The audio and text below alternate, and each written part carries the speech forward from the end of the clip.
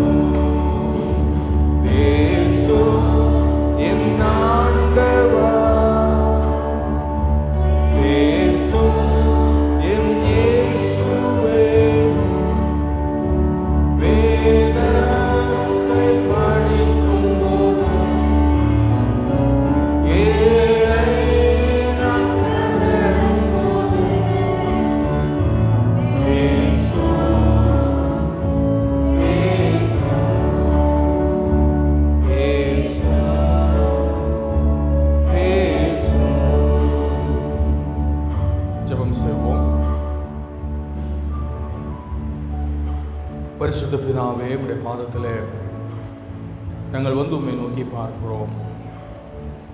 கர்த்தாவே, உடைய வேத வசனத்தின் மூலமாக நீர் எங்களோடு கூட இடைபடும்படியாக நாங்கள் ஜெபிக்கிறோம். எங்களை சகல சத்தியத்திற்குள்ளும் நடத்துகிற தூய ஆவியானவர் எங்களை ஆட்கொண்டு நடத்தும்படியாக நாங்கள் ஜெபிக்கிறோம். எங்களோடு பேசுங்க, எங்களை வழி நடத்துங்க, எங்களை ஆசீர்வதிங்க.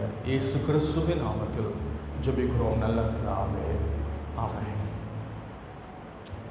இந்த நாளுக்காக கொடுக்கப்பட்ட வேத பகுதி இந்த பரிசுத்த அப்போஸ்தலனாகிய பவுல் கொரிந்தியருக்கு எழுதின 2வது நிருபம் 9ஆம் அதிகாரம் வசனங்கள் 6 முதல் 11 வரை உள்ள வசனங்கள்.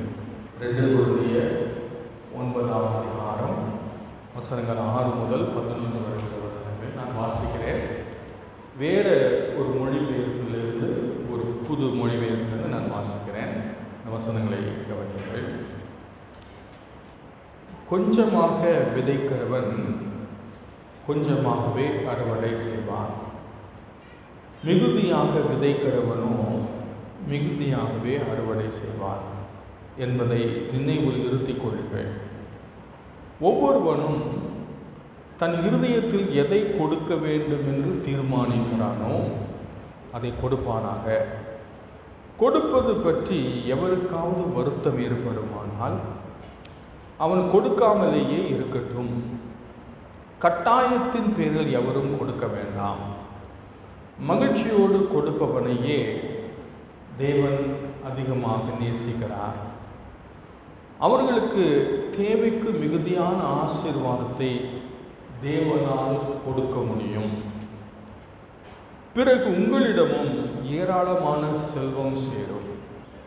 ஒவ்வொரு நற்செயலுக்கும் கொடுக்க போதுமான செல்வம் உங்களிடம் இருக்கும். அவன் தாராளமாக ஏழைகளுக்கு கொடுக்கிறான். அவனுடைய கருணை என்றென்றும் தொடர்ந்து நிற்கும் என்று எழுதப்பட்டுள்ளது. தேவனே விதைக்கிறவனுக்கு விதையை கொடுக்கிறார். உண்பதற்கு அவரே அப்பத்தையும் கொடுக்கிறார். அவர் ஆன்மாவிற்குரிய விதையை கொடுப்பவர், அதனை வளர்க்கவும் செய்வார். உங்களது நீதியின் நிமித்தம் சிறந்த அறுவடையையும் பெருகச் செய்வார். தாராளமாய் கொடுக்கும் அளவுக்கு எல்லா வகையிலும் தேவன் உங்களை செல்வந்தர் ஆக்குவார்.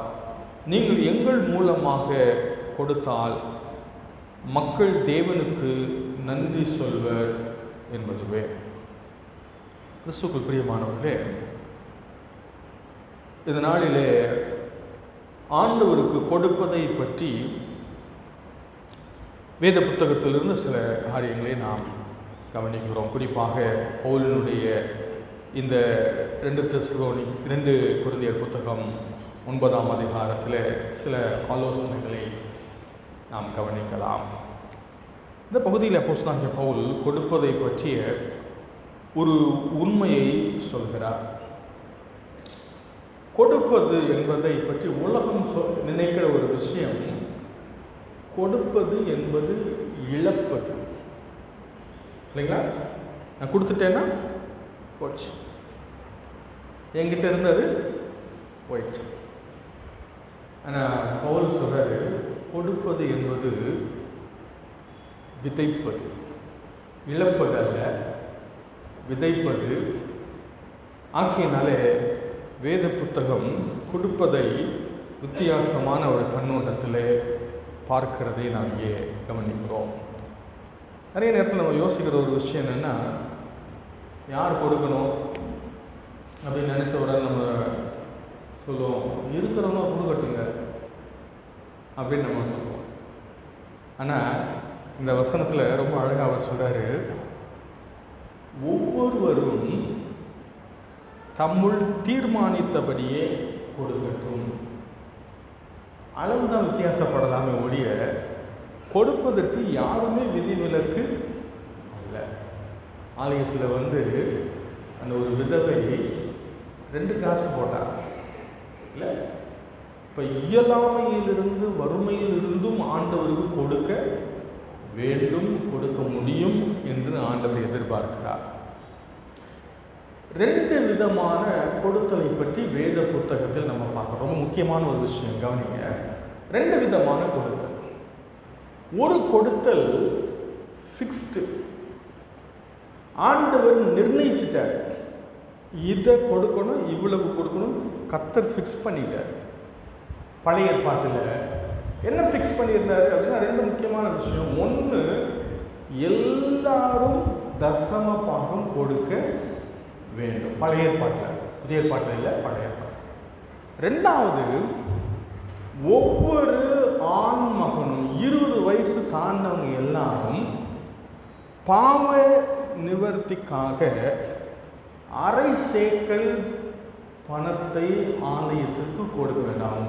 வசதியாக இருந்தாலும் சரி, ஏழையாக இருந்தாலும் சரி, கோடீஸ்வரனாக இருந்தாலும் சரி, பிச்சைக்காரனாக இருந்தாலும் சரி, ஒரே அமௌண்ட்டு தான். அரை சேக்கல் அவன் ஆலயத்திற்கு கொடுக்க வேண்டும். என்னாகும் 30ஆம் அதிகாரம்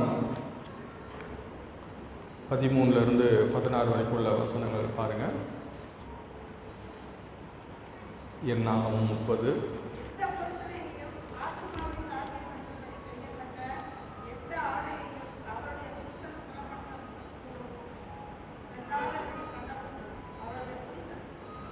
இல்லை, ஒரு நிமிஷம்.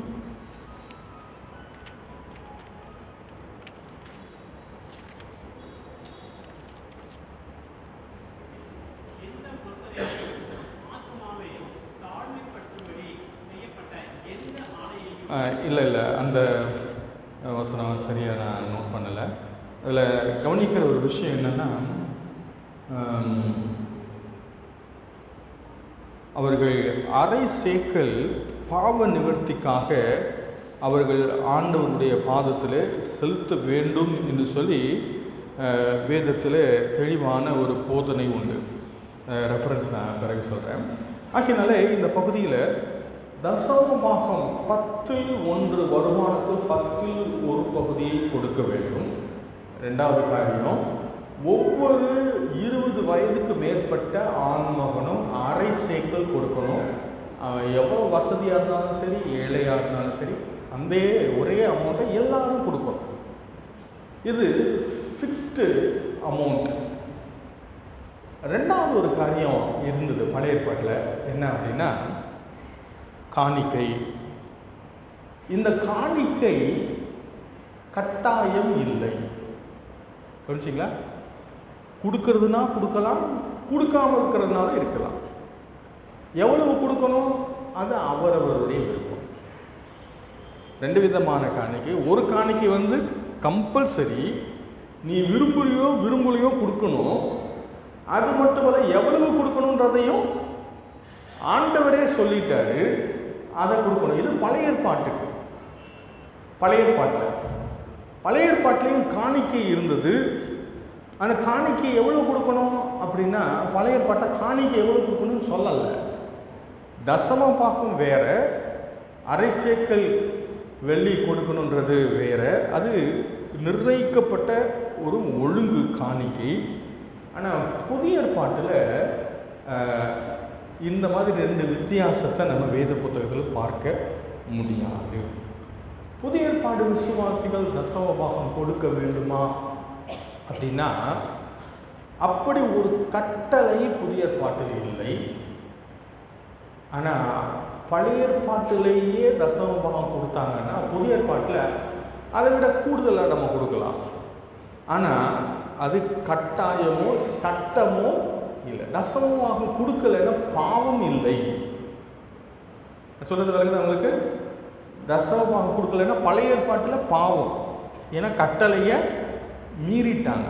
ஆனால் புதிய ஏற்பாட்டில் அப்படி ஒரு கட்டளை இல்லை. ஆகையினால தசமபாகம் கொடுக்கலாம். தசமபாகம் மட்டுமல்ல, அதற்கு அதிகமாகவும் கொடுக்கலாம். புதிய ஏற்பாட்டில் ஆண்டவர் இங்கே அப்போஸ்தலனாகிய பவுல் சொல்கிறது காணிக்கையை பற்றி தான். அதனால இந்த வசனம் காணிக்கைக்கு தான் பொருந்தும். புதிய ஏற்பாட்டில் எவ்வளவு ஃபிக்ஸ்டு ஆஃபரிங் ஏதாவது இருக்குதா அப்படின்னா பைபிளில் எதுவும் இல்லை. பைபிளில் புதிய ஏற்பாட்டு விசுவாசிகள் கட்டாயம் இவ்வளவு கொடுக்கணும்னு ஏதாவது இருக்குதா அப்படின்னா இல்லை. ஆனால் திருச்சபையில் இருக்குதா? இருக்கு. சர்ச்சில் ஏதாவது ஃபிக்ஸ் பண்ணியிருக்காங்களா? ஆமாம். என்ன ஃபிக்ஸ் பண்ணியிருக்கிறாங்க? திருச்சபையில் சபை சேர்ந்தால் எவ்வளோ கொடுக்கணும்? 100 ரூபாய் கொடுக்கணும். அது திருச்சபை ஃபிக்ஸ் பண்ணது. ரெண்டாவது, திருமணத்திற்கு ஃபீஸு, திடப்படுத்தலுக்கு, அடக்க ஆராதனை, இதெல்லாம் திருச்சபை ஃபிக்ஸ் பண்ணியிருக்கிற ஒரு காரணம். இது ஆண்டவர் ஃபிக்ஸ் பண்ணலை. இது காணிக்கை கிடையாது. இதுக்கு பேர் ஃபீஸ், மேரேஜ் ஃபீஸ், பரியல் ஃபீஸ். இதெல்லாம் ஒரு ஒழுங்குபடுத்தப்பட்ட நிறுவனத்திற்கான ஒரு ஏற்பாடு. இது கடவுள் ஏற்படுத்தின ஏற்பாடு அல்ல, இது திருச்சபை ஏற்படுத்தின ஏற்பாடு. அதை மதிப்பது நல்லது, அதில் தவறு இல்லை. நம்முடைய காணிக்கையை பற்றி வேத புத்தகம் சொல்லுகிற காரியம், காணிக்கை கட்டாயம் இல்லை. நான் எவ்வளவு கொடுக்க வேண்டும் என்று சொல்லுகிற உரிமை யாருக்கும் இல்லை. பாஸ்டர் சொல்ல முடியுமா? சொல்ல முடியாது. ஊழியக்காரங்க சொல்லலாமா? 1000 ரூபாய் கொடுக்குற 10 பேர் வேண்டும் அப்படின்னு சொல்ல முடியாது. 5 அப்பத்துக்கு 500 ரூபா கொடுங்க, 2 மீனுக்கு 200 ரூபா கொடுங்கன்னு சொல்ல முடியாது. எவ்வளவு கொடுக்கணும் நீங்கள் அப்படின்னு யார் முடிவு பண்ணணும்? நீங்கள் தான் முடிவு பண்ணணும். அது உங்களுக்கும் ஆண்டவருக்கும் உள்ள தனிப்பட்ட விஷயங்கள். எந்த மனுஷனும் தலையிடுவதற்கு உரிமையே இல்லை. அதுதான் ரொம்ப அழகாக அப்போஸ்தலனாகிய பவுல் இந்த பகுதியில் இந்த வசனத்தை சொல்லும்போது அவர் சொன்ன காரியம், அவனவன் விசனமாயும் அல்ல கட்டாயமாயும் அல்ல, தன் மனதில் நியமித்தபடியே கொடுக்க கடவன். இங்கே நான் எவ்வளவு கொடுக்கிறேன், கொடுக்க வேண்டும் என்பதை நானே முடிவு செய்வேன். ஆனால் இந்த பகுதியில் நம்ம கவனிக்கிற ஒரு விஷயம் என்னென்னா, எப்படி கொடுக்க கூடாது என்ற ஒரு 3 காரியத்தையும், எப்படி கொடுக்க வேண்டும் என்று 4 காரியத்தையும் அப்போஸ்தலனாகிய பவுல் சொல்லுகிறார். முதலாவது 5வது வசனத்திலையும் 11ஆம் வசனத்திலையும் நம்ம கவனிக்கும்போது, லோபத்தனமாய் கொடுக்கப்பட்டதாய் இராமல் கஞ்சத்தனமாக ஆண்டவருக்கு மற்றவர்களுக்கு கொடுக்க வேண்டாம் என்று சொல்லுகிறார். கொடுக்கும்போது தாராளமாக கொடுக்க வேண்டும். அதுக்காக தான் அவர் சொன்னார், சிறுக விதைக்கிறவன் சிறுக அறுப்பான், பெருக விதைக்கிறவன் பெருக அறுப்பான். ரெண்டாவது அவர் என்ன சொல்றாரு, வருத்தத்தோடு கொடுக்க வேண்டாம். கொடுக்கும்போது கடவுள் நம்ம கையை பார்க்கறதுல என்னத்தை பார்க்குறாரு, இருதயத்தை. எப்படி நம்ம கொடுக்குறோம், சந்தோஷமாக கொடுக்குறோமா, வருத்தமாக கொடுக்குறோமா? சில நேரத்தில் நம்ம கொடுக்கணுமேனு ஒரு கட்டாயத்தின் பேரில் கொடுக்க வேண்டியதாக இருக்குது. அவங்க பார்க்குறாங்க, அவங்க என்னை பற்றி என்ன நினச்சிக்குவாங்க, என் ஸ்டேட்டஸை மெயின்டைன் பண்ணணும், ஆனால் என் கஷ்டம் பற்றி அவங்களுக்கு தெரியுமா, இப்படியெல்லாம் ஏதோ ஒன்று நினச்சிட்டு ஒரு கட்டாயத்தின் பேரில் நம்ம வேண்டா வெறுப்பாக கொடுப்பதை ஆண்டவர் விரும்புகிறது இல்லை. இந்த மொழிபெயர்ப்பில் நான் வாசித்த மொழிபெயர்ப்பில் ஆண்டவர் என்ன சொல்கிறாரு, அப்படி கொடுக்க விரும்புகிறவங்க கொடுக்காமலேயே இருக்கட்டும் அப்படிங்கிறாரு. மன வருத்தத்தோடோ கட்டாயத்தினாலோ கொடுக்க வேண்டாம். ஆகையினால ஆண்டவருக்கு கொடுப்பது எப்படி கொடுக்க வேண்டும், மகிழ்ச்சியோடு கொடுக்க வேண்டும். ஏன் மகிழ்ச்சியோடு கொடுக்கணும்? எப்போ நான் மகிழ்ச்சியாக கொடுப்பேன் அப்படின்னா, நான் ஆண்டவரை நேசிக்கும் போது, ஆண்டவர் எனக்கு செய்த நன்மைகளை நான் எண்ணி பார்க்கும்போது, ஆண்டவருடைய அற்புதமான பணிக்கு கொடுப்பதற்கான சாக்கியம் எனக்கும் கொடுக்கப்பட்டிருக்கிறது என்பதை நான் நினைக்கும் போது வருத்தத்தோடு அல்ல, மகிழ்ச்சியோடு கொடுப்பேன். நான் ஆண்டவரை நான் நேசிக்கும் போது சந்தோஷமாய் நான் ஆண்டவருக்கு கொடுப்பேன். ஆகையினாலே ஆண்டவர் இதை கவனிக்கிறார். அதனால தான் என்ன வாசிக்கிறோம், முகம் மலர்ச்சியோடு கொடுப்பவரே கடவுளின் அன்புக்கு உரியவர். இன்னொரு வேத மொழிபெயர்ப்பில் என்ன வாசிக்கிறோம், சந்தோஷமாய் கொடுக்கிறவனிடத்தில் பராபரன் பிரியமாய் இருக்கிறார். ஆகையினாலே ஆண்டவர் நாம் மகிழ்ச்சியாக கொடுக்கிறோமா என்பதை கவனிக்கிறார். மகிழ்ச்சியோடு கொடுப்பவனையே தேவன் அதிகமாக நேசிக்கிறார். அப்போ கொடுக்கும்போது கர்த்தர் நம்முடைய மனநிலையை கவனிக்கிறார். வருத்தத்தோடு கொடுக்குறோமா, சந்தோஷத்தோடு கொடுக்கும். எவ்வளவு கொடுக்குறோம் அப்படின்றது இல்லை, எப்படி கொடுக்குறோம் என்பதை ஆண்டவர் கவனிக்கிறார். ஒரு ஐயா ஆலயத்தில் காணிக்கை போடுற நேரம் வந்துச்சு.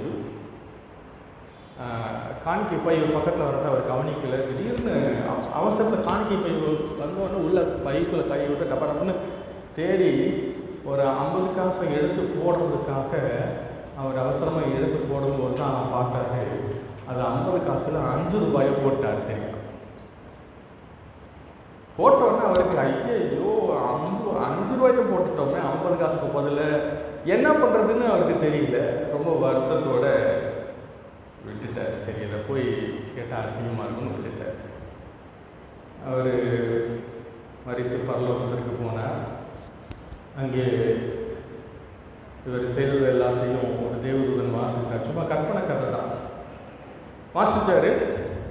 அப்போ வரிசையாக இவர் வாரம் வாரம் காணிக்க சொல்லிட்டு வந்துட்டதெல்லாம் வாசிச்சுட்டே வந்தார். 50 காசு 50 காசு நிறைய வந்துகிட்டே இருந்துச்சு. அப்போ ஜனவரி 15ஆம் தேதி வந்து ஒரு ரொம்ப அலர்ட் ஆகிட்டார். அன்றைக்கி வந்து நம்ம கரெக்டாக 50 காசு போடணும்னு 5 ரூபாயை போட்டோம். அவருக்கு கரெக்டாக ஞாபகம் இருந்துச்சு. அதனால் அவர் என்ன சொன்னார்னு கவனிச்சுட்டே இருந்தார். அன்னைக்கு பேரை சொல்லிவிட்டு ஆகஸ்ட் 15ஆம் தேதி 50 காசுன்னு சொன்னார் தேவதூதன். நிறுத்திட்டார். ஒரு நிமிஷம் நில்லுங்க,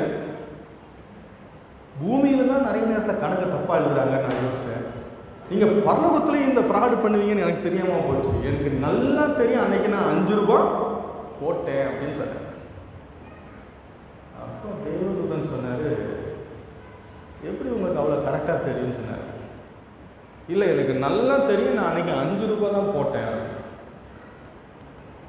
அப்போ தேவதூதன் சொன்னார், இங்கே பரலோகத்தில் நாங்கள் கணக்கு எழுதும்போது நாங்கள் என்ன எழுதுவோம்னா, நீங்கள் எவ்வளவு போடணும்னு விரும்பினீங்களோ அதை தான் நாங்கள் எழுதுவோம், நீங்கள் எவ்வளோ போட்டிங்கன்னு எழுத மாட்டோம் சொல்ல. என்ன சொல்கிறீங்க அப்படின்னு கேட்டார். நீங்கள் எவ்வளோ போடணும்னு நினச்சிங்க? ஐயா, எனக்கு கரெக்டாக தெரியும், நான் 50 காசு தான் போடணும்னு நினச்சேன், ஆனால் தவறுதல 5 ரூபா நான் போட்டேனே அப்படின்னாரு. தேவதூதன் சொன்னார், சாரி, நீங்கள் எவ்வளவு போடணும்னு நினச்சிங்கன்னு தான் எழுதுவோம், நீங்கள் தவறுதலாக போட்டதுனால அது நாங்கள் 5 ரூபான்னு எழுதலாம், 50 காசுன்னு தான் எழுதியிருக்கோன்னு சொன்னார். ஆண்டவர் நம்முடைய இருதயத்தை பார்க்கிறார். நாம் எவ்வளவு கொடுக்கிறோம் என்ற கைகளை அல்ல, நாம் எப்படிப்பட்ட இருதயத்தோடு மகிழ்ச்சியோடு கொடுக்கிறோமா, மலர்ச்சியோடு கொடுக்கிறோமா என்பதை ஆண்டவர் கவனிக்கிறார். முதலாவது அவர் சொன்னார், லோபத்தனமாய் கஞ்சித்தனமாய் கொடுக்க வேண்டாம், துக்கத்தோடு கொடுக்க வேண்டாம். மூன்றாவது, கட்டாயத்தினால் கொடுக்க வேண்டாம். நாம் எவ்வளவு கொடுக்க வேண்டும் என்பதை யாரும் கட்டாயப்படுத்த வேண்டாம். காணிக்கை அல்ல, கவனிங்க, இது கட்டாயம் காணிக்கைக்கு மட்டும்தான் போடணும். வீட்டு வாடகைக்கோ ஏலத்தில் எடுத்த பாக்கியை திருப்பி கொடுக்கறதுக்கெல்லாம் இது பொருந்தாது. கட்டாயத்தின் பேரில் என்ன கொடுக்க வேண்டாம், காணிக்கையை கொடுக்கறதுக்கு யாரும் கட்டாயப்படுத்தக்கூடாது. மற்றபடி வீட்டு வாடகை வந்து கேட்பாங்க, ஏழை பாக்கி இருந்தால் கேட்பாங்க, அதெல்லாம் கேட்டு வாங்குவாங்க. ஃபீஸு, மேரேஜ் ஃபீஸு, பரியல் ஃபீஸு, இது எல்லாமே கட்டாயத்தின் பேரில் வாங்கப்படும். ஆனால் காணிக்கை பற்றி மட்டும் நம்ம யோசிக்கும் போது காணிக்கை கட்டாயத்தின் பேரில் கொடுக்கப்படுவது இல்லை. காணிக்கை அவரவருடைய மன விருப்பத்தின்படி மனப்பூர்வமாய் கொடுக்க வேண்டிய ஒரு விஷயம். இது மனப்பூர்வமாய் பழைய ஏற்பாட்டிலையும் இதே காரியம் சொல்லப்பட்டிருக்கிறது. வாசிக்கலாமா? ஒரு வேத வசனத்தில் நம்ம வாசிக்கலாம். யாத்திராகமம் 25ஆம் அதிகாரம் 2வது வசனம்.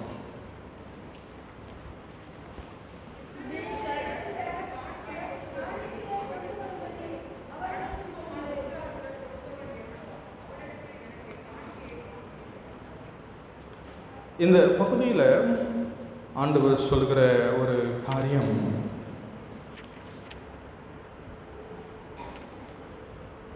இஸ்ரவேல் புத்திரத்தில் காணிக்கையை கொண்டு வரும்படி அவர்களுக்கு சொல்லு. மனப்பூர்வமாய், முக்கியமான ஒரு வார்த்தை. காணிக்கை எப்படி கொடுக்கணும்? மனப்பூர்வமாய் கொடுப்பவன் எவனோ அவனிடத்தில் எனக்கு காணிக்கையை வாங்குவீர்களாக. மனப்பூர்வமாய் ஆண்டவருக்கு கொடுப்பது நம்முடைய விருப்பத்தின்படி மனப்பூர்வமாய், மகிழ்ச்சியாய், தாராளமாய் ஆண்டவருக்கு கொடுக்க வேண்டும். ஆகையினாலே உள்ளான வருத்தமோ புறம்பான கட்டாயமோ இருக்கக்கூடாது. காணிக்கை கொடுக்கும்போது மகிழ்ச்சியோடு மனப்பூர்வமாய் ஆண்டவருக்கு கொடுக்க வேண்டும். 4வது ஒரு காரியம், எப்படி காணிக்கை கொடுக்க வேண்டும்? விசுவாசத்தோடு ஆண்டவருக்கு நாம் காணிக்கை கொடுக்க வேண்டும். விசுவாசம் இல்லைன்னா கொஞ்சம் கொடுக்கறது கஷ்டம். ஏன்னா கொடுக்கும்போது நம்ம என்ன நினைக்கிறோம், அது நம்ம விட்டு போய்விடுகிறது, நாம் அதை இழந்து விடுகிறோம் என்று நினைக்கிறோம். ஆனால் விசுவாசம் இருக்கும் பொழுது தேவையின் மத்தியிலும் கொடுக்க முடியும். நிறைய நேரத்தில் என்ன யோசிக்கிறோம்,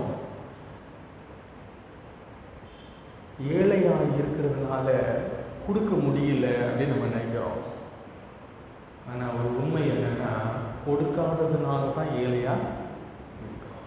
ஏன்னா ஆண்டவர் கொடுப்பவர்களுக்கு கொடுக்கிறார். வேத புத்தகம் நம்ம எல்லாருக்கும் நல்லா தெரியும். கேளுங்கள் அப்பொழுது உங்களுக்கு கொடுக்கப்படும். இன்னொரு வசனம் என்ன தெரியுமா? கொடுங்கள் அப்பொழுது உங்களுக்கு கொடுக்கப்படும். ஆனால் நமக்கு பிடிச்ச வசனம் எது? கேளுங்கள் அப்பொழுது உங்களுக்கு கொடுக்கப்படும். ஆனால் ஆண்டவர் என்ன சொல்றாரு? கேட்டால் மாத்திரம் பத்தாது, நீ கொடுக்கவும் செய்ய. கொடுங்கள் அப்பொழுது. நீதிமொழிகள் புத்தகத்தில் வாசிக்கிறோம், எவன் தண்ணீர் பாய்ச்சுகிறானோ அவனுக்கு தண்ணீர் பாய்ச்சப்படும். ஆகையினால நான் கொடுக்கும்போது கர்த்தர் எனக்கு கொடுக்கிறார். இது எப்படி இது சாத்தியம் அப்படின்னா, விசுவாசம் இருந்தால் தான் சாத்தியம். ஏன்னா ஐயோ எனக்கு நிறைய தேவை இருக்குது, நான் எப்படிங்க கொடுக்கறது அப்படின்னா, என்கிட்ட இருக்கிறது போதாது எனக்கு அப்படின்னு நம்ம நினைக்கிறோம். நம்ம எதை கணக்கில் எடுக்க தவறிட்டோம்? ஆண்டவர் என் கூட என்னுடைய தேவையை சந்திப்பது என்னுடைய கையில் இருக்கிற பிரயாசத்தின் பலன் அல்ல, கர்த்தர் என்பதை நான் விசுவாசிக்கும் போது என்னுடைய குறைவுகளின் மத்தியிலும் தேவையின் மத்தியிலும் நான் ஆண்டவருக்கு கொடுக்க முடியும். சாரிபாக்கு ஒரு விதவை சம்பவம் நமக்கு தெரியல. அவட்ட இருந்தது, அவளுக்கே பத்தாது. ஆண்டவரே, இது நானும் என் பிள்ளையும் சாப்பிட்டுட்டு சாக போகிறோம், கரெக்டு. ஆனால் அவர் சொல்கிறார், அம்மா இருக்கட்டும், ஆனால் அதுக்கு முன்னாடி ஒரு சின்ன அடை எனக்கு செஞ்சு கொடு. இதுக்கு இதில் எப்படி இது கொடுக்க முடியுங்க, இது எங்களுக்கே பத்தாதே அப்படிங்கிறார். ஆண்டவர் சொல்கிறார், இல்லைம்மா எனக்கு தெரியும், ஆனால் இதில் ஒரு அடையை நீ செஞ்சு நீ அவருக்கு கொடுத்தன்னா இந்த பஞ்சகாலம் முழுவதும் நான் உன்னைய.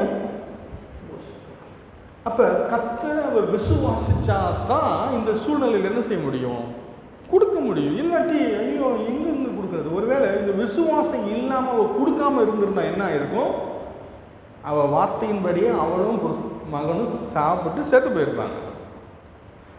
ஆனால் கர்த்தரை விசுவாசித்தாள், ஆண்டவரை விசுவாசித்தாள், அவள் விசுவாசத்தோடு கொடுத்தாள், கர்த்தர் ஆசீர்வதித்தார். நிறைய நேரத்தில் நம்முடைய வாழ்க்கையில் விசுவாச பரீட்சை நிறைய நேரத்தில் நம்ம பாக்கெட்டில் தான் நடக்கும். ஆண்டவருக்கு கொடுப்பதில் தான் இந்த விசுவாசத்தை அநேக நேரத்தில் நாம் பரீட்சித்து பார்க்க போகிறோம். இந்த பகுதியில் இந்த புது மொழிபெயர்ப்பில் ரொம்ப பியூட்டிஃபுல்லாக அந்த வசனம் சொல்லப்பட்டிருக்கிறது. தமிழில் நம்ம மொழிபெயர்ப்பை விட இது ரொம்ப நல்லா இருக்குது. நான் வாசிக்கிறேன், கவனிங்க. கடவுள் உங்களுக்கு எல்லா நலன்களும் நிரப்ப வல்லவர், நலன்களையும் நிரப்ப வல்லவர். God is able to fulfill all your needs. எந்த சூழ்நிலையிலும் எப்போதும் தேவையானதெல்லாம் உங்களுக்கு தருவார். அனைத்து நற்செயல்களையும் செய்வதற்கு தேவையானதெல்லாம் உங்களுக்கு மிகுதியாகவே தருவார். இந்த வேத வசனத்தை நான் அறிந்து நான் விசுவாசிக்கும் போது நான் விசுவாசத்தோடு ஆண்டவருக்கு கொடுக்க முடியும்.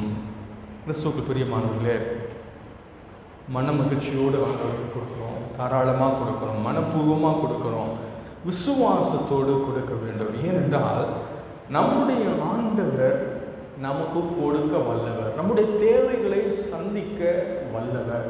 அன்றைக்கி அந்த 5 அப்பமும் 2 மீன் வச்சுருந்த பையன், ஐயோ எனக்கு தான் இது கரெக்டாக இருக்கும், நான் இதை கொடுக்க முடியாதுன்னு நினச்சிருந்தா 5000 பேரும் சாப்பிட்ருக்க மாட்டாங்க, அவனும் சாப்பிட்ருக்க, அவனுக்கும் பற்றாக்குறையாக இருந்திருக்கும்.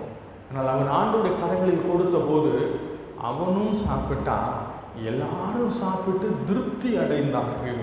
ஆகையினால நம்முடைய இயலாமையில் நம்முடைய தேவையின் மத்தியிலும் நாம் ஆண்டவருக்கு கிரவமாக விசுவாசத்தோடு தாராளமாக கொடுக்கிறவர்களாக இருக்க வேண்டும். கர்த்தர் ஏன் இப்படி ஆசீர்வதிக்கிறார்? நம்ம பார்த்தோம், எந்த சூழ்நிலையிலும் எல்லா தேவையின் மத்தியிலும் உங்களுக்கு தருவார். ஏன் ஆண்டவர் இப்படி ஆசீர்வதிக்கிறார்? 8வது வசனத்திலையும் 11வது வசனத்திலையும் purpose, God's purpose of blessing you and me, உங்களையும் என்னையும் ஆண்டவர் ஆசீர்வதிப்பதற்கு காரணம் என்னவென்று இங்கே சொல்லுகிறார். அனைத்து நற்செயல்களையும் செய்வதற்கு தேவையானதை எல்லாம் உங்களுக்கு மிகுதியாகவே தருவார். வேறு மொழிபெயர்ப்பு வாசிக்கிறேன். ஆண்டவர் மிகுதியாக கொடுக்கிறார். எதுக்கு மிகுதியாக கொடுக்கிறார்? அனைத்து நற்செயல்களையும் செய்வதற்கு தேவையானதெல்லாம் உங்களுக்கு மிகுதியாக தருவார். இங்கே தான் பிரச்சனை. ஆண்டவர் நிறையா கொடுக்குறார். எதுக்காக? பேங்க்கில் போட்டு வச்சுக்கிறதுக்காக இல்லை, தேவைகள் உள்ளவங்களுக்கு இன்னும் கொடுப்பதற்கு, இன்னும் அதிகமாக கொடுப்பதற்காக ஆண்டவர் இன்னும் அதிகமாக கொடுக்கிறார். 11ஆம் வசனம், தாராளமாக கொடுக்கும் அளவிற்கு எல்லா வகையிலும் தேவன் உங்களை செல்வந்தர் ஆக்குவார். ஆண்டவர் நம்மை ஆசீர்வதிக்கிறார். ஆண்டவர் நம்மை ஆசீர்வதிப்பது எதற்காக? தாராளமாக கொடுப்பதற்காக. ஆகையினாலே ஆண்டவருடைய ஆசீர்வாதம் கொடுப்பதற்காக, வச்சுக்கிறதுக்காக இல்லை. ஆண்டவர் கொடுப்பது எல்லாத்தையும் வாங்கி வச்சுக்கிறதுக்காக இல்லை. கொடுக்கும்போது ஆண்டவர் கொடுக்கிறார், இன்னும் கொடுக்க செய்கிறார். அது மட்டுமில்லை, ஆண்டவருடைய அற்புதமான செயலை பற்றி இந்த பகுதியில் அவர் சொல்கிற ஒரு 3 காரியம் சொல்கிறாரு. என்ன சொல்கிறாரு? விதையை கொடுக்கிறார், உணவை கொடுக்கிறார், சீடு. 2வது, அந்த விதையை நம்ம விதைச்சோன்ன ஆண்டவர் திரும்ப 2 காரியம் செய்கிறார். என்ன செய்கிறாரு? அந்த விதையை வளர செய்கிறார், பெருத்த விளைச்சலை கொடுக்க செய்கிறார். அப்போ எல்லாமே இங்கே ஆண்டவர் தான் நடப்பிக்கிறார். He is the supplier of the seed and he is the one who makes the seed grow and give a great harvest. ஒரு பெரிய அறுவடையை கொடுக்கவும் செய்கிறார். விதையை கொடுக்கிறார், விதைத்த விதையை வளரச் செய்து விளையவும் செய்கிறார். ஆகையினாலே ஆண்டவர் இந்த காரியத்தை நம்முடைய வாழ்க்கையில் செய்கிறார். இதை நான் விசுவாசிக்கும் போது நான் ஆண்டவருக்கு கொடுக்கிறேன், தேவையில் உள்ள மற்றவர்களுக்கும் கொடுக்கிறேன். தாராளமாக கொடுக்கும் அளவிற்கு தேவன் நம்மை ஆசீர்வதிக்கிறார். கடைசியாக இந்த பகுதியில் ஒரு காரியத்தை நான் சொல்லி நிறைவு செய்ய விரும்புகிறேன். கொடுப்பதினால் வரும் ஆசீர்வாதங்கள் என்ன? இந்த வேத பகுதியில் ஆண்டவர் கொடுப்பதனால வருகிற ஆசீர்வாதத்தை பற்றி என்ன சொல்லுகிறார்? முதல் முக்கியமான ஒரு ஆசீர்வாதம், சந்தோஷமாய் கொடுப்பவரை பராபரன் சிநேகிக்கிறார். மகிழ்ச்சியோடு கொடுப்பவரை கடவுள் சிநேகிக்கிறார். ரொம்ப அற்புதமான ஒரு காரியம். ஆண்டவருடைய அன்பை பெறுகிறவராக நாம் மாறிவிடுகிறோம். எப்ப ஆண்டவர் எல்லாரையும் நேசிக்கிறார், தம்முடைய பிள்ளைகளை சிறப்பாக நேசிக்கிறார், எல்லாம் ஒரு பக்கம் இருந்தாலும் கொடுப்பவனிடத்தில் ஆண்டவர் இன்னும் அதிகமாய் அன்பு வைத்திருக்கிறார். ஏனென்றால் எப்போ நான் கொடுக்க முடியும்? சுயநலமாக இருக்கிற வரைக்கும் நான் கொடுக்க முடியாது. மற்றவர் நலனை பற்றி நினைக்கும் போது தான் நான் கொடுக்க முடியும். அப்படி நான் கொடுக்கும்போது கர்த்தர் என்னை நேசிக்கிறார். ரெண்டாவது காரியம், கொடுப்பதனால் வருகிற ஆசீர்வாதம் என்ன? கொடுப்பது விளைச்சலை கொண்டு வரும். ஹார்வெஸ்ட் பற்றி இங்கே பேசுகிறேன். விளைச்சல். நான் கொடுக்கும்போது ஒரு அறுவடையை நான் பெற்றுக்கொள்வேன். என்ன அறுவடை? சரீர பிரகாரமான, உலக பிரகாரமான ஒரு அறுவடை, ஆவிக்குரிய ரீதியான ஒரு அறுவடை. உலக பிரகாரமான அறுவடை என்ன? பணி உயர்வு கிடைக்கலாம், ஒருவேளை வெகுமதி பெற்றுக்கொள்ளலாம், அல்லது செலவினங்கள், வீண் செலவினங்கள் தவிர்க்கப்படலாம். நிறைய நேரத்தில் நம்ம என்ன யோசிக்கிறோம்? ஆசீர்வாதம்னா காசு வர்றது மட்டும் ஆசீர்வாதம் நம்ம நினைக்கிறோம். இல்லை, நம்ம வீட்டில் திடீர்னு ஒரு ரிப்பேர் ஆயிடுச்சுன்னு வச்சுக்கோங்களேன். ஒரு ஃப்ரிட்ஜு திடீர்னு ரிப்பேர் ஆயிடுச்சு. என்ன செய்ய வேண்டியிருக்கோம்? ஒரு 15,000 ரூபா அதுக்கு நம்ம செலவு செய்ய வேண்டியிருக்கும். ஒருவேளை அந்த ஃப்ரிட்ஜை ரிப்பேர் ஆகாமல் இருந்தால் ஒரு 15,000 ரூபா நமக்கு மிச்சம், இல்லை ஆசீர்வாதம். அப்போ வீண் செலவினங்கள் தவிர்க்கப்படுவது கூட ஆண்டவர் கொடுக்கிற ஒரு ஆசீர்வாதம். ஆவிக்குரிய பிரகாரமாக இந்த விளைச்சல் பெருக்கம் எப்படி வருகிறது? உலக பிரகாரமாக ஆண்டவர் சில ஆசீர்வாதங்கள் கொடுக்குறார். ஆவிக்குரிய ரீதியில் இந்த ஆண்டவருக்கு கொடுப்பதனால் வருகிற ஆசீர்வாதம் என்ன? முதல் காரியம், பொருளாசையிலிருந்து விடுதலை. எப்போ நான் கொடுக்க முடியும்? இது எனக்கு வேணும், நான் என்னுடையது எனக்கு வேணும்னு சொல்லிட்டு இருக்க வரைக்கும் நான் கொடுக்க முடியாது. நான் கொடுக்கும்போது கர்த்தர் என்னை பொருள் ஆசையிலிருந்து விடுதலை செய்கிறார். இது ஆவிக்குரிய ஒரு ஆசீர்வாதம். 2, நான் கொடுப்பதற்கு பரலோகத்தில் நான் கொடுக்கும்போது பரலோகத்தில் பொக்கிஷத்தை சேர்த்து வைக்கிறேன். நிறைய நேரத்தில் மிஷினரி பணிக்கு, நற்செய்தி பணிக்கு, இதுக்கெல்லாம் நம்ம கொடுக்குறோம். இல்லை, மிஷினரி பணிக்கு கொடுக்குறதுனால அவங்க ஏதாவது திருப்பி கொடுப்பாங்களா? கொடுக்க மாட்டாங்க, ஒன்றும் கொடுக்க மாட்டாங்க. அப்போ அது என்ன நஷ்டமாகுது? இல்லை. 2 விதத்தில் அது லாபம். என்ன லாபம்? அநேக ஆத்துமாக்கள் ஆதாயம் பண்ணப்படுவதில் நானும் ஒரு பங்கு அளிக்கிறேன் என்பது ஒரு புறம். இன்னொரு புறம், அதற்கு கொடுத்ததற்கு பரலோகத்தில் நான் என்னுடைய பொக்கிஷத்தை சேர்த்து வைக்கிறேன். இயேசு கிறிஸ்து மறை பிரசங்கத்தில் சொன்ன ஒரு காரியம், உங்களுடைய பொக்கிஷங்களை நீங்கள் பூமியில் சேர்த்து வைக்க வேண்டாம், பரலோகத்தில் சேர்த்து வைங்கன்னு சொன்னார். எப்படி பரலோகத்தில் சேர்த்து வைக்கிறது? தேவனுடைய ராஜ்யத்தினுடைய வளர்ச்சிக்காக, தேவனுடைய ராஜ்யத்தினுடைய பணிக்காக நான் கொடுக்கும்போது தேவனுடைய ராஜ்யத்தில் சேர்த்து வைக்கிறேன். அடுத்தபடியாக ஆவிக்குரிய பிரகாரமாக மன நிறைவு பெறுகிறோம். ஆண்டவருக்கு கொடுக்கும்போது நாம் மன நிறைவு பெறுகிறோம். 4வதாக, கர்த்தர் நமக்கு திருப்பி கொடுக்கிறார். கர்த்தர் நமக்கு திருப்பி கொடுக்கிறார். கொடுப்பதனால் வருகிற ஆசீர்வாதம். 5வது ஒரு ஆசீர்வாதம், நம்முடைய பிரயாசங்களை கர்த்தர் ஆசீர்வதிக்கிறார். 2 முக்கியமான வசனங்களை நம்ம வாசிக்க போகிறோம். ஆனால் இந்த 2 முக்கியமான வசனமும் கர்த்தருக்கு கொடுப்பதை பற்றியது மட்டுமல்ல, தேவையில் உள்ள மற்றவர்களுக்கு கொடுப்பதை பற்றியதும் கூட. இதையும் நம்ம கவனிக்கணும். ஏன்னா புதிய பாட்டில் நம்ம கொடுப்பது ஆண்டவருக்கும் கொடுக்க வேண்டும், தேவையில் உள்ளவர்களுக்கும் கொடுக்க வேண்டும். நிறைய நேரத்தில் மற்றவங்க கொடுக்குறத பற்றி யோசிக்கும் போது ரொம்ப வருத்தப்படுறோம். ஆனால் ஆண்டவர் சொல்லியிருக்கிற சில ஆலோசனையை கவனிங்க. ரெண்டே முக்கியமான வசனம். ஒன்று உபாகமம் 15ஆம் அதிகாரம் 10வது வசனம் வாசிங்க. உபாகமம் 15:10.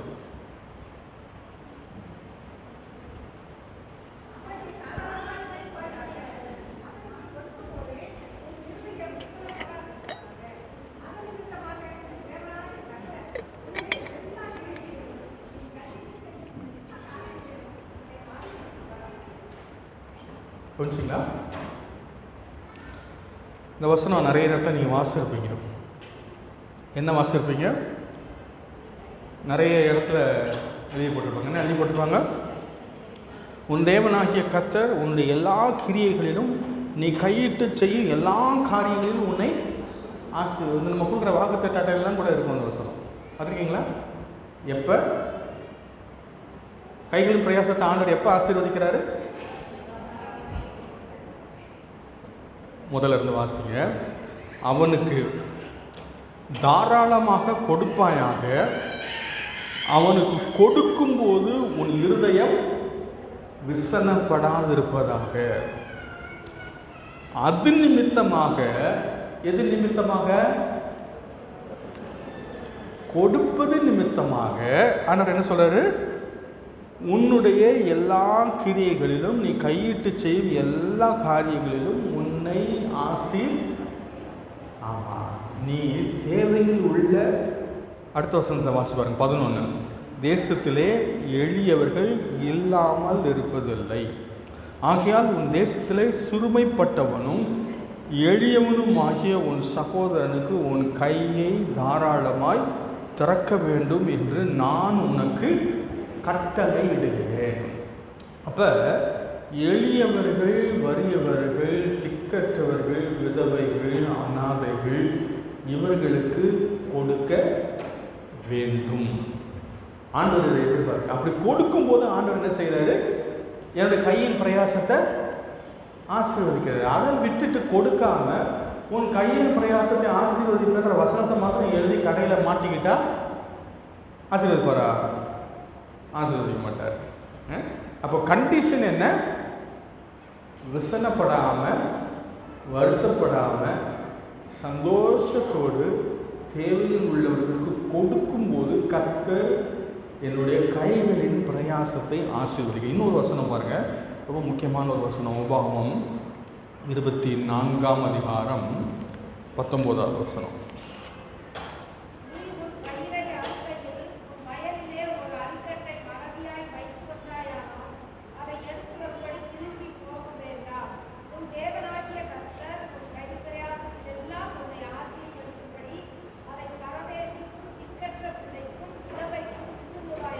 இருபதாவது வசனம்.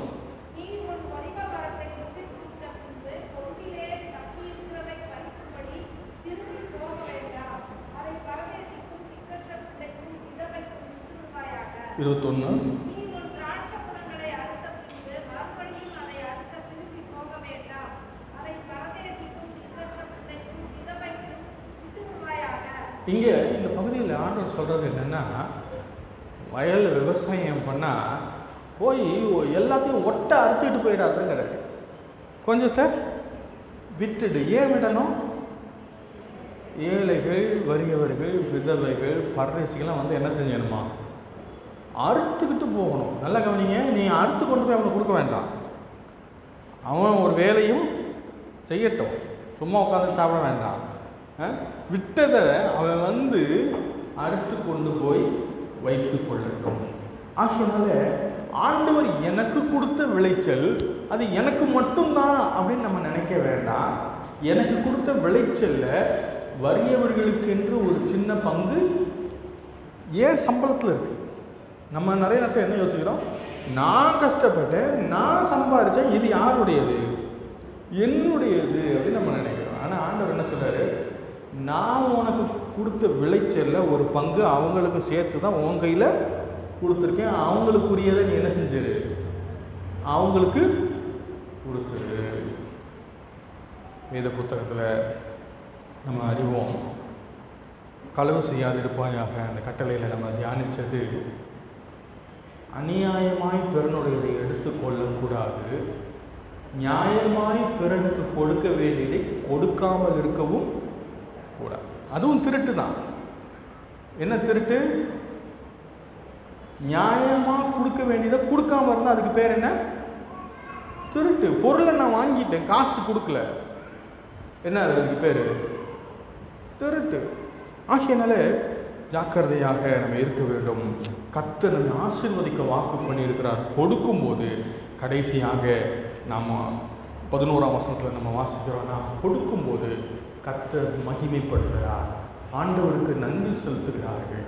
ஆகையினால கிறிஸ்துவுக்கு பிரியமானவர்கள், நாம் எப்படி கொடுக்க வேண்டும் என்று சொல்லி நாம் படித்தோம். 2 விதமான கொடுத்தலை பற்றி பார்த்தோம் வேத புத்தகத்தில். Compulsory giving, free will offering. கட்டாயமாய் கொடுக்க வேண்டியது, மனம் வந்து கொடுக்க வேண்டியது. எப்படி கொடுக்க வேண்டும் என்று பார்த்தோம். மன மகிழ்ச்சியோடு கொடுக்க வேண்டும், தாராளமாய் கொடுக்க வேண்டும், மனப்பூர்வமாய் கொடுக்க வேண்டும், கட்டாயத்தினால விசுவாசத்தோடு கொடுக்க வேண்டும். கடைசியாக நாம் கவனித்த காரியம், கர்த்தர் ஏன் நம்மை ஆசீர்வதிக்கிறார்? நாம் கொடுக்க வேண்டும் என்பதற்காகவே கர்த்தர் நம்மை ஆசீர்வதிக்கிறார். ஆண்டவர் ஆசீர்வதிப்பதனுடைய நோக்கம் எல்லாவற்றையும் வாரி கட்டிக்கொள்வதற்காக அல்ல. ஆண்டவரின் ஆசீர்வதிப்பதனுடைய நோக்கம் நான் மற்றவர்களுக்கு ஆசீர்வாதமாக இருக்க வேண்டும் என்பது தான். கர்த்தர் ஆபிரகாமை பார்த்து சொன்னார், நான் உன்னை ஆசீர்வதிப்பேன், நீ ஆசீர்வாதமாய் இருப்பாய். ஆகையினாலே நாம் மற்றவர்களுக்கு ஆசீர்வாதமாக இருக்கும்படிக்கு கர்த்தர் நம்மை ஆசீர்வதிக்கிறார். கடைசியாக கொடுப்பதனால் வருகிற ஆசீர்வாதம், கடவுளுடைய அன்புக்குரியவர்களாகிறோம். கடவுள் ஒரு அற்புதமான விளைச்சலை கொடுக்கிறார்.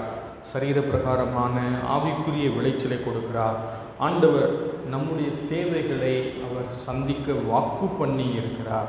அது மட்டுமல்ல, நான் கொடுக்கும்போது கர்த்தர் என்னை ஆசீர்வதிக்க உபாகமம் 15, 10, 24, 19 இந்த காரியங்களில் வாக்கு பண்ணி இருக்கிறார். கடைசியாக நான் கொடுக்கும்போது கர்த்தர் மகிமைப்படுகிறார். அநேக ஆண்டவரை மகிமைப்படுத்துவதற்கு நானும் ஒரு கருவியாக மாறிவிடுகிறேன். ஆகையினாலே கர்த்தருக்காக கொடுப்போம், உற்சாகமாய் கொடுப்போம், மகிழ்ச்சியோடு கொடுப்போம். ஒருவேளை கொடுப்பதில் திருச்சபை செய்ய வேண்டிய காரியம் என்னவென்றால், தேவை என்ன இருக்குதுன்னு தான் நாம் சொல்லணுமே ஒழிய நீங்கள் எவ்வளோ கொடுக்கணும்னு சொல்லுவேன். நமக்கு இருக்கிற தேவைகள் எல்லாம் உங்களுக்கு தெரியும். நம்ம அடிக்கடி ஆலயத்தில் அதை பற்றி பேசிகிட்டு இருக்கோம். நமக்கு பலவிதமான தேவைகள் இருக்கிறது. நம்முடைய ஆலயத்து பெரிய காம்பவுண்டு கிளீனிங்க்கு, மெயின்டெனன்ஸுக்கு நிறைய பணம் செலவாகுது. கரண்ட்டு பில்லுக்கு 10,000 ரூபாய்க்கு செலவாகுது. அந்த பழைய சர்ச்சுக்கு, புது சர்ச்சுக்கு எல்லாத்துக்கும் சேர்ந்து 10,000 ரூபா செலவாகுது. அதனால் நம்முடைய தேவைகள் அதிகமாக இருக்கிறபடினால என்ன ஆகுதுன்னா, கோட்டா கட்ட முடியாமல் போகுது நிறைய நேரங்கள். ஆகையினாலே நம்முடைய ஆலயத்தினுடைய தேவை மிகுதி என்பதை மாத்திரம் நாம் சொல்லலாம். ஆனால் எவ்வளவு கொடுக்க வேண்டும் என்பது அவரவருடைய தீர்மானம். அதை அவரவருக்கு நாம் விட்டு விடுகிறோம். இந்த விஷயத்தில் நான் நம்முடைய திருச்சபை சபை சங்கத்தை பாராட்ட விரும்புகிறேன். ஏன் அப்படின்னா, நமக்கு பொதுவாக நெருக்கம் வந்தோடனே என்ன செய்யணும்னு யோசிப்போம். எப்படியாவது பணத்தை எல்லாத்துக்கிட்டே இருந்தும் பிடிங்கணும்னு நினைப்போம் இல்லை? ஒவ்வொரு சர்ச்சில் பார்த்தீங்கன்னா என்ன ராஃபல் டிக்கெட் அடித்து ஊர் ஊராக போய் ஊரே விற்றுக்கிட்டு இருப்பாங்க.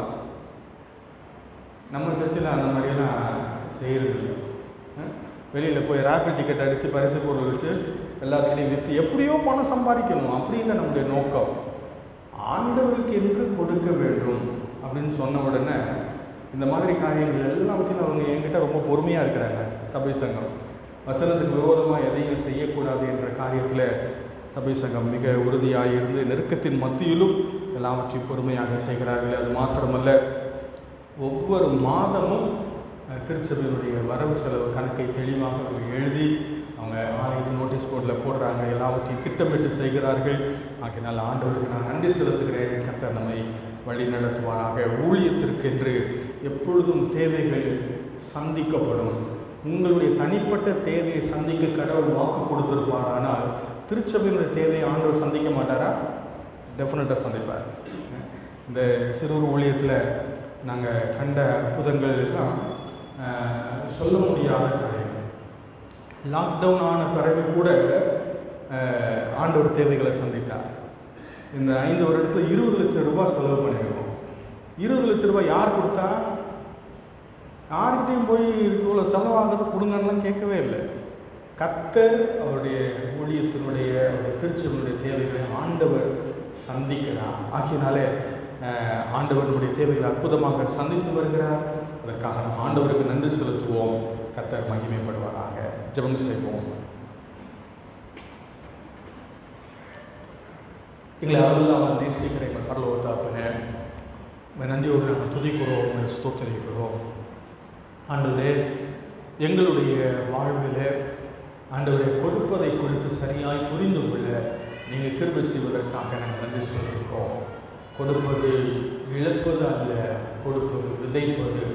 தேவனுடைய ராஜ்யத்தில் ஆண்டவரை நாங்கள் பலனை பெரும்படிக்கு உதாரத்துவமாய் கொடுக்க, மகிழ்ச்சியோடு கொடுக்க, தாராளமாய் கொடுக்க, மனம் முந்து கொடுக்க, விசுவாசத்தோடு கொடுக்க ஆண்டவரே எங்களை நீர் வழிநடத்த வேண்டும் என்று நாங்கள் ஜெபிக்கிறோம்.